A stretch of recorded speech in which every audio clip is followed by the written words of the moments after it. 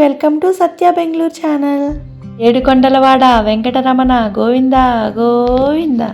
ఈరోజు మన కోనసీమలోని వాడపల్లి గ్రామంలో స్వయంభూగా వెలిసిన శ్రీ వెంకటేశ్వర స్వామి వారి ఆలయ దర్శనం మరియు స్వామివారి విశిష్టత, అలాగే ఇక్కడ జరిగే కొన్ని కార్యక్రమాల గురించి తెలుసుకుందాం. ఈ కార్తీక మాసంలో స్వామివారి టెంపుల్ భక్తులతో ఎంతో కలకలాడుతుందో చూసేద్దాం. ఏంటి, ఎక్కడో బెంగళూరులో ఉన్న నేను ఇక్కడ సడన్గా కోనసీమ టెంపుల్కి ఎలా వచ్చేసానని అనుకుంటున్నారు కదా. మీకు ఎలాంటి సస్పెన్స్ క్రియేట్ చేయాలనుకోవట్లేదు, ఇప్పుడే చెప్పేస్తా ఏంటో అనేది. ఇది 2 years బ్యాక్ కార్తీక మాసంలో మేము రాజమహేంద్రవరంలో ఉన్నప్పుడు మేము, మా ఫ్యామిలీ మెంబర్స్ మరియు ఆంటీ వాళ్ళ ఫ్యామిలీ మెంబర్స్ అందరూ కలిసి ఆడపల్లి శ్రీ వెంకటేశ్వర స్వామి దర్శనానికి వచ్చాము. ఇప్పుడు కదా పెట్టాలి, మరి ఇప్పుడు ఎందుకు పెడుతున్నారని అడగండి, ఎందుకంటే అప్పుడు మనకి ఛానల్ లేదు కదండి. మేము కొంచెం ముందుగా రావటం వల్ల టెంపుల్ కొంచెం ఖాళీగా అనిపించింది, కానీ కొంచెం సేపు అయ్యేసరికి భక్తులతో స్వామివారి టెంపుల్ కలకలాడుతుంది. ఈ స్వామివారి ఆలయం కోసం నాకు తెలిసిన కొన్ని విషయాలు మీతో షేర్ చేసుకుంటాను. ఈ ఆలయాన్ని భక్తులు కోనసీమ తిరుపతి అని కూడా పిలుస్తారు. ఇది ఆంధ్రప్రదేశ్లోని కోనసీమ జిల్లా ఆత్రేయపురం మండలంలో ఆడపల్లి గ్రామంలో గోదావరి నది ఒడ్డున ఉంది. మరి ఆలయ చరిత్ర: స్వయంభూ విగ్రహం. ఇక్కడ స్వామివారి విగ్రహం ఎర్రచందనం కొయ్యతో స్వయంభూగా సిందని స్థల పురాణం చెబుతుంది. గ్రామాన్ని నౌకాపురి అని పిలిచేవారు. గోదావరి నదిలో కొట్టుకు వచ్చిన చందన పేటికల్లోని శ్రీ మహావిష్ణు విగ్రహాన్ని నారద మహర్షి వారు ప్రతిష్ఠించి వెంకటేశ్వరునిగా నామకరణం చేశారని భక్తుల నమ్మకం. స్వామివారి ఆలయ నిర్మాణం 759వ సంవత్సరంలో పెనపోతు గణేంద్రుడు గారు నిర్మించారు. ఇన్ని తెలుసుకున్న 7 శనివారాల వెంకన్న కోసం కూడా తెలుసుకుందాం. 7 శనివారాల వెంకన్న వరుసగా 7 శనివారాల స్వామివారి ఆలయం చుట్టూ దక్షిణలు చేసి దర్శించుకుంటే భక్తులు కోరిన కోరికలన్నీ నెరవేరుతాయని ప్రగాఢ నమ్మకం. నమ్మకమే కాదండి, ఎన్నో వేల భక్తుల కోరికలు నెరవేర్చిన స్వామి. నాకు తెలిసి మన కోనసీమ నుంచే కాకుండా ఎక్కడెక్కడ ప్రాంతాల నుంచో వాడపల్లి గోవిందుడి దర్శనం కోసం భక్తులు తరలి వస్తారు. పండుగలు: ప్రతి సంవత్సరం చైత్రశుద్ధ ఏకాదశి రోజున స్వామివారి కళ్యాణోత్సవం అత్యంత వైభవంగా జరుగుతాయి. 10 రోజుల పాటు బ్రహ్మోత్సవాలు కూడా నిర్వహిస్తారు. ఈ కార్తీక మాసం ప్రత్యేకత ఏంటి? కార్తీక మాసం శివకేశవులకు అత్యంత ప్రీతికరమైనది. ఈ మాసంలో వాడపల్లి వెంకటేశ్వర స్వామి ఆలయానికి భక్తులు భారీ సంఖ్యలో తరలి వస్తారు. దీపారాధన: కార్తీక మాసం అంతా ఆలయంలో ప్రత్యేక దీపారాధన కార్యక్రమాలు కూడా జరుగుతాయి. భక్తులు దీపాలను వెలిగించి వెంకన్న ఆశీస్సులను పొందుతారు. చెట్టు పూజ: ఈ మాసంలో విష్ణువు వెంకటేశ్వర స్వామి లక్ష్మీ సమేతంగా ఉసిరి చెట్టు కింద నివాసం ఉంటారని నమ్ముతారు.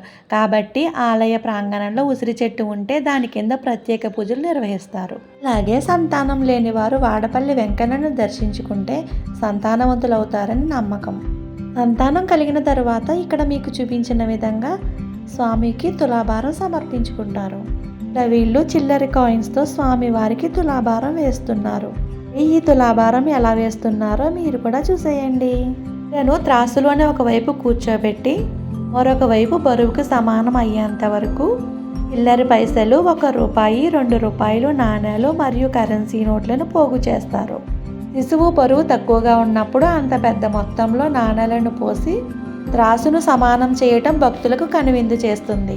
ఈ విధంగా రూపాయల తులాభారం సమర్పించడం ద్వారా ఆ శిశువు జీవితం అంతా స్వామివారి ధన ఆశీస్సులు, సంపద మరియు క్షేమం లభిస్తాయని తల్లిదండ్రులు విశ్వసిస్తారు. వెంకన్న స్వామి అనుగ్రహం పొందిన ఆ శిశువు భవిష్యత్తు సంపన్నంగా ఉండాలని భక్తులందరూ మనసారా ఆశీర్వదించారు. మరి మీరు కూడా ఈ బాబు భవిష్యత్తు బంగారంలా ఉండాలని ఆశీర్వదించండి.